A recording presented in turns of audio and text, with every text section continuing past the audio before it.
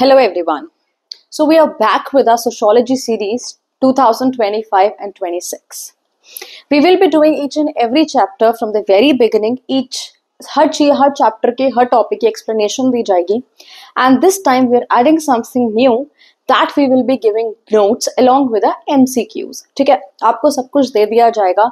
Notes में सब कुछ एक्सप्लेन किया जाएगा from the very beginning chapter wise 1 2 3 4. पूरा सिलेबस आपको डिटेल CUET की प्रिपरेशन में हेल्प करेगा, आपके बोर्ड्स के लिए हेल्प करेगा. So without wasting any time, सबके स्कूल्स में ऑलमोस्ट फर्स्ट चैप्टर स्टार्ट हो चुका होगा, इनफैक्ट खत्म भी हो चुका होगा, राइट? बट कुछ को नहीं समझ में आया, कुछ को बहुत अच्छे से समझ में आया. जिनको समझ में आया उनके लिए रिवीजन, जिनको नहीं समझ में आया उनके लिए आज हम एक टॉपिक रिवाइज करेंगे. टॉपिक करेंगे the demographic structure of the Indian society. इसको हम 3 पार्ट्स में वीडियोस में डिवाइड करेंगे क्योंकि हम ज्यादा लॉन्ग वीडियोस नहीं बनाते हैं, राइट? तो हम थोड़े थोड़े टाइम में 3 वीडियोस अपलोड की जाएगी एक पर्टिकुलर चैप्टर की, और अपने प्रिपरेशन पहले से ही स्टार्टिंग से ही स्टार्ट कर दीजिए अपने बोर्ड्स के लिए. ठीक है, सब कुछ हो जाएगा. Don't worry about this. Each and every chapter, each and every topic will be explained in detail और सब कुछ MCQs with notes आपको दिया जाएगा. So welcome to Simplified Sociology by Akanksha Bhardwaj. तो आज का without wasting any time, let's start our chapter.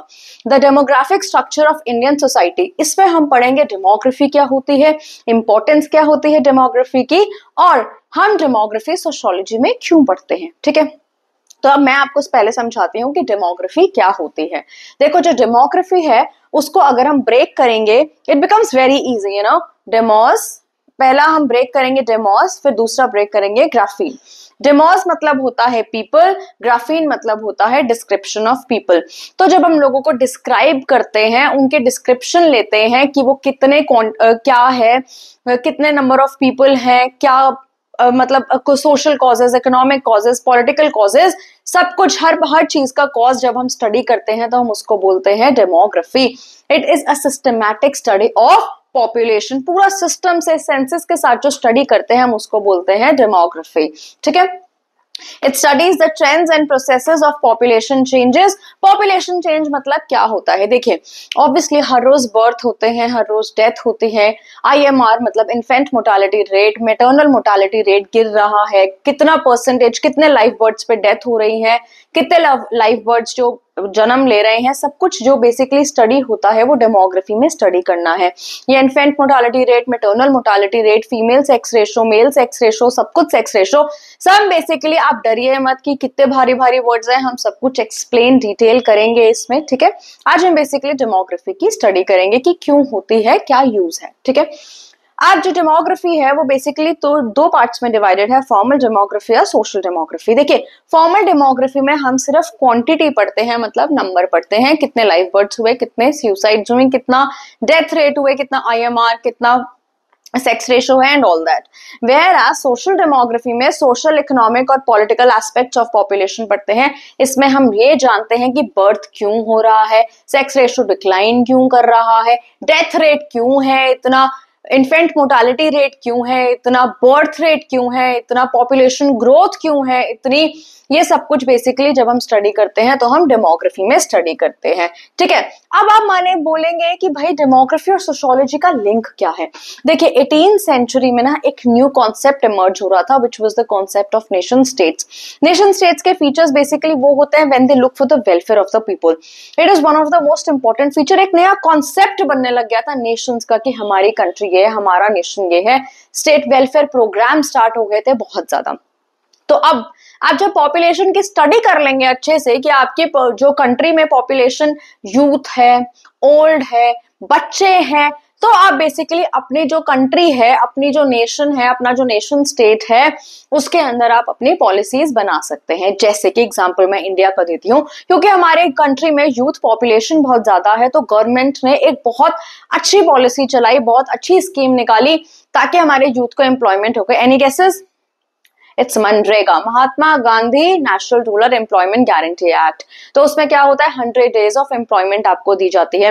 तो गवर्नमेंट ने पहले क्या किया, अपनी जो पॉपुलेशन है उसको स्टडी किया, फिर देखा हमें टारगेट किसको सबसे पहले करना है, उनके लिए स्कीम निकाली। अब जैसे ओल्ड पेंशन स्कीम है वो हमारी ओल्ड पॉपुलेशन के लिए है, बच्चों के लिए हमारे गवर्नमेंट ने फ्री एजुकेशन किया हुआ है, कंपल्सरी एजुकेशन किया हुआ है।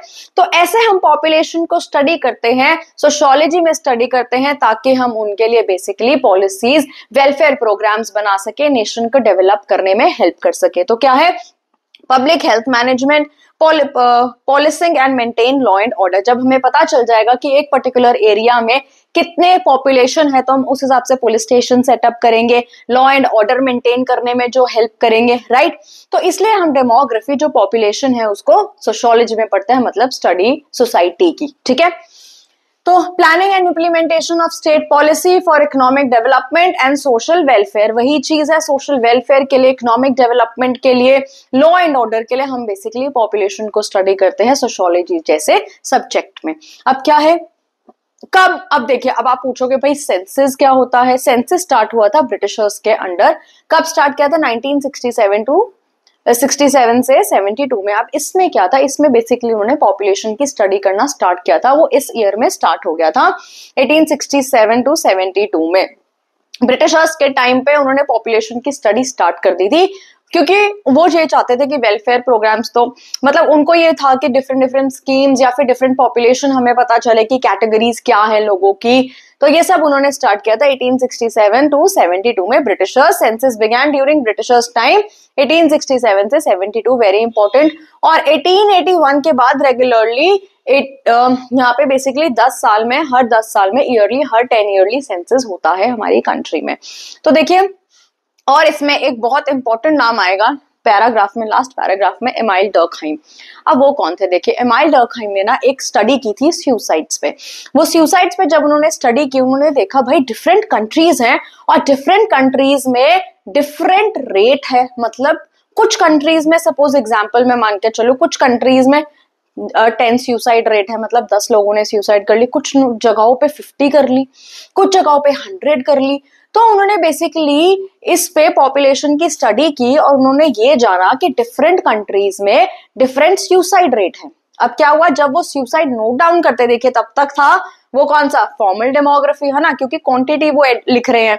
लेकिन वो यहाँ नहीं रुके, उन्होंने क्या किया, एक्सप्लेन्ड बाय सोशल कॉजेज। उन्होंने बेसिकली इसके सोशल कॉजेज जाने कि लोग इतने सुसाइड क्यों कर रहे हैं, क्या सोसाइटी रिस्पॉन्सिबल है, कैसे सोसाइटी रिस्पॉन्सिबल है, एम्प्लॉयमेंट नहीं है, अनएम्प्लॉयमेंट हो गई है, क्या सोशल वेलफेयर स्कीम्स नहीं है, अगर क्राइसिस चल रहे हैं कंट्री में। तो एमाइल डर्कहाइम ने सोशल डेमोग्राफी के थ्रू स्टडी किया, सुसाइड रेट्स पे स्टडी किया, और उन्होंने ये जाना कि डिफरेंट कंट्रीज में डिफरेंट रेट्स ऑफ सुसाइड होती हैं, क्यों होती हैं, कैसे होती हैं, कैसे कम करें, क्या कर सकते हैं। तो ये सब उन्होंने स्टडी किया। In the next video we will be studying about the 2 very important theories, Malthus theory and the theory of demographic transition. और मैं आपको समझाऊंगी infant mortality rate, death rate, birth rate, ये सब क्या होता है और कैसे कैलकुलेट किया जाता है। फिर नेक्स्ट वीडियो में हम बाकी का चैप्टर कवर करेंगे। Thank you, wish you luck for your next boards, prepare well, stay with us, thank you, good luck.